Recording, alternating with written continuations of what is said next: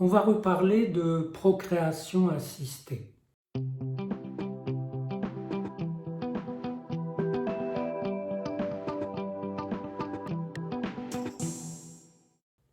La PMA, procréation médicalement assistée. Vous savez qu'il y a des questions éthiques, il y a des lois de bioéthique, on les revoit.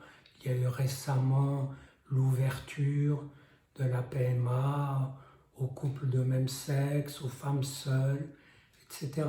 Et puis un ami gynécologue très impliqué là-dedans m'a dit que le Conseil d'État a décidé de mettre une limite d'âge pour les hommes, et c'est 59 ans.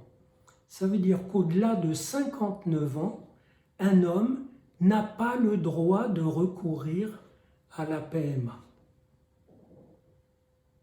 C'est stupéfiant.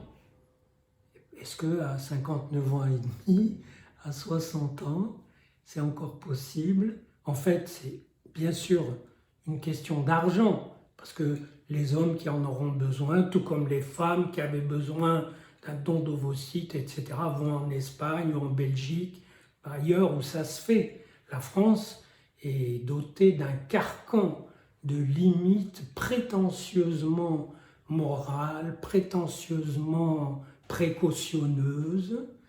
La raison apparemment, ça serait qu'après 59 ans, il y aurait des risques pour l'enfant, que l'enfant pourrait avoir des tares, des insuffisances, etc.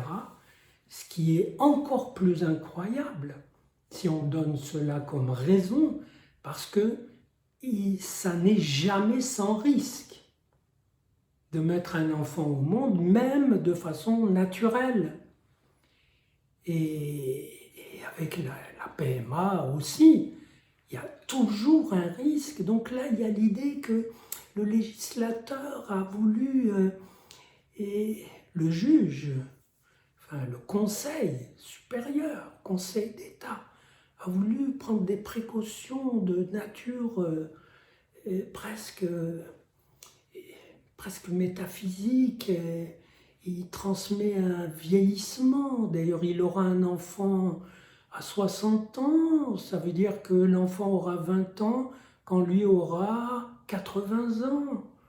Et ils ne veulent pas donner un père un peu âgé. Mais ça regarde les gens.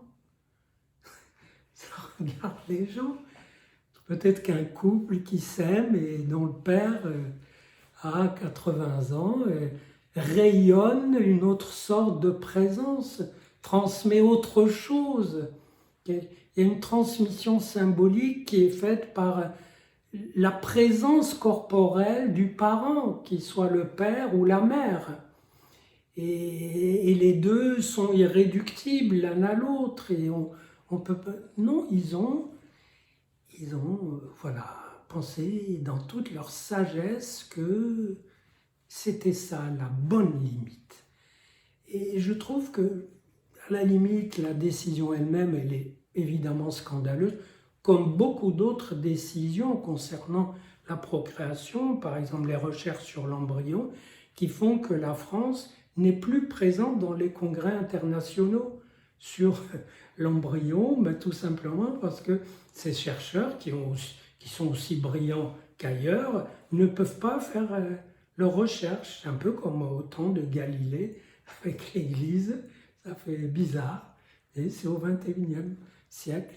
Donc, et la France a ce don de se corseter de précautions morales, éthiques, etc., là où ce n'est vraiment pas nécessaire. Et quand ça serait utile, on laisse courir les choses. Quelque part, on pourrait croire que c'est le règne de la morale, l'ordre moral. Mais pas du tout. Je crois que c'est pire. Je crois que c'est l'ordre du règlement, de la réglementation, où le pouvoir central veut avoir son mot à dire sur tout. Ah, vous avez 59 ans passé, non, ce n'est plus possible. Ah, vous vouliez faire telle recherche? Non, parce que ça ne concerne pas les précautions qui avaient été prévues. Voilà. C'est ce qui est et le pouvoir central, il est muni d'une loi énorme qui surclasse toutes les lois des députés. C'est la loi du marché, c'est l'uniformisation. Regardez les mouvements des grèves actuelles. Voilà, il y a uniformisation. Il faut ratiboiser les différences, alors que les gens s'étaient creusés leur niche, avaient travaillé et économisé, etc. Non, une uniformisation. Et là, il faut donner une règle pour tout le monde, tous les hommes, interdit de recourir à la PMA après tel âge. C'est l'infiltration de l'intimité, de l'existence par une pensée pernicieusement précautionneuse qui se drape de connaissances scientifiques qui en l'occurrence se retournent en leur contraire. Je vous ai dit, il y a du risque partout, mais qui, au nom de l'idée de prévention, de l'idée d'être avisé, comme ça, viennent planter leur état d'esprit au cœur de projets personnels.